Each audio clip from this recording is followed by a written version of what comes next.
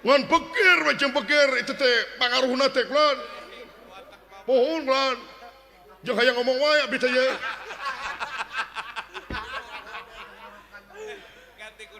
jadi ayeuna digentos ayeuna mah abdi teh nami teh Peri sumuhun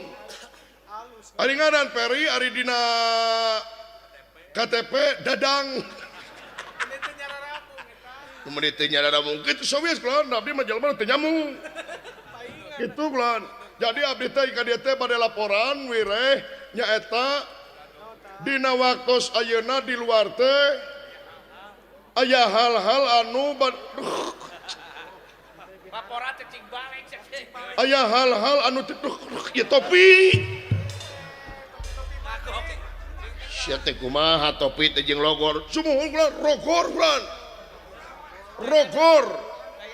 atuna anjeun teh lain mawa meuli nu bener lepat teh abdi teh mesen dina COD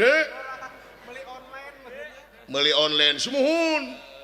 aya abdi teh mesen teh nomor 8 anu datang nomor 18 duka salah nulis panginten abdi dan dituliskan ke pun anak dan dia mah teu bisa nulis jadi kieu rogor klan teu naon atuh mang